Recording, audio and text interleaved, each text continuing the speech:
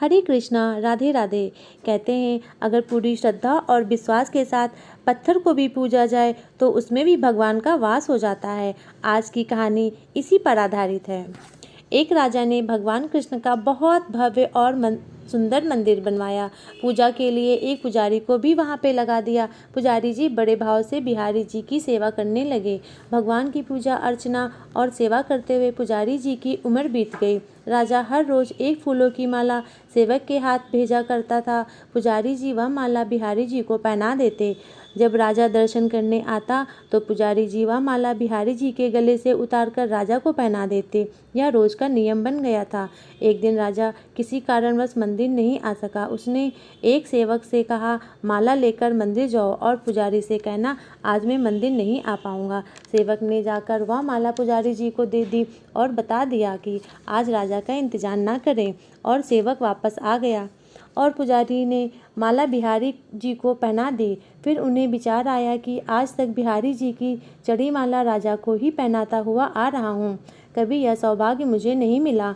जीवन का कोई भरोसा नहीं, कब रूठ जाए। आज मेरे प्रभु ने मुझ पर बड़ी कृपा की है। राजा तो आज आएंगे नहीं, क्यों ना माला मैं ही पहन लूँ। यह सोचकर पुजारी जी बिहारी जी के गले में से माला उतार कर खुद पहन ली। इतने में सेवक आया और उसने बताया कि राजा जी की सवारी बस मंदिर में पहुंचने ही वाली है। यह सुनकर तो पुजारी जी भय से कांप गए। उन्होंने सोचा राजा ने माला मेरे गले में देख ली तो मुझ पर क्रोधित होंगे। इस भय से उन्होंने अपने गले से निकालकर वह माला फिर से बिहारी जी को पहना दी। जैसे ही राजा दर्शन के लिए आया तो पुजारी ने नियम के अनुसार फिर से वह माला उतारकर राजा के गले में पहना दी।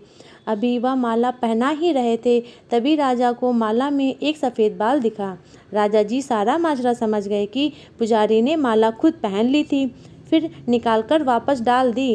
पुजारी ऐसा छल करता है, यह सोचकर राजा को बहुत गुस्सा आया। उन्होंने पुजारी जी से पूछा, पुजारी जी यह सफ़ेद बाल किसका है। तब पुजारी जी को लगा अगर सच बोलता तो राजा खुद मुझे बहुत दंड देंगे। इसीलिए जान छुड़ाने के लिए पुजारी जी ने कहा, महाराज यह सफ़ेद बाल बिहारी जी का है। अब तो राजा गुस्से से आग बबूला हो गया। पुजारी तो झूठ पे झूठ बोलते जा रहा है, भला बिहारी जी के बाल भी कहीं सफ़ेद होते हैं। तब राजा ने कहा, पुजारी जी अगर यह सफ़ेद बाल बिहारी जी का है तो कल सुबह का श्रृंगार मैं खुद आकर करूँगा और देखूँगा कि बिहारी जी के बाल सफ़ेद हैं या काले। अगर बिहारी जी के बाल काले निकले तो आपको फांसी की सज़ा दी जाएगी। यह सब कहकर चला गया। अब पुजारी जी रो कर बिहारी जी से विनती करने लगे, प्रभु मैं जानता हूँ आपके सम्मुख मैंने झूठ बोलने का पाप किया है। आपके गले में डाली हुई माला मैंने अपने गले में डालकर फिर से आपको पहना दी। आपकी सेवा करते करते वृद्ध हो गया हूँ। यही लालसा थी कि कभी आपकी चढ़ी माला अपने को पहनने का सौभाग्य मिले। इसी लोभ से यह अपराध हुआ। मेरे ठाकुर जी, यह आपकी पहली बार मैंने किया और मुझ पर ऐसी विपत्ति आ गई। मेरे प्रभु अब आगे से ऐसा नहीं करूँगा।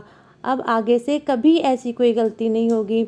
इस बार आप मुझे बचा लीजिए, नहीं तो कल सुबह मुझे फांसी पर चढ़ा दिया जाएगा।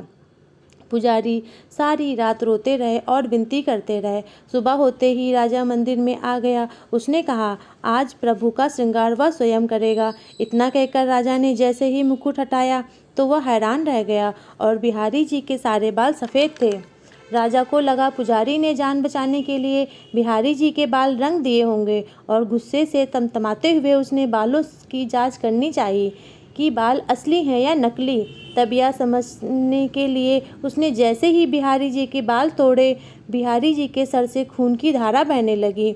अब तो राजा ने प्रभु के चरण पकड़ लिए और क्षमा मांगने लगे। तब बिहारी जी की मूर्ति से आवाज़ आई, राजा तुमने आज तक मुझे केवल मूर्ति ही समझा है।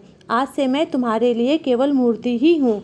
सच ही कहते हैं, मानो तो भगवान नहीं तो पत्थर, और श्रद्धा हो तो उन्हीं पत्थर में भगवान से प्राण होकर भक्तों से मिलने आ जाते हैं। बोलो बाके बिहारी लाल की जय। हरे कृष्णा, राधे राधे।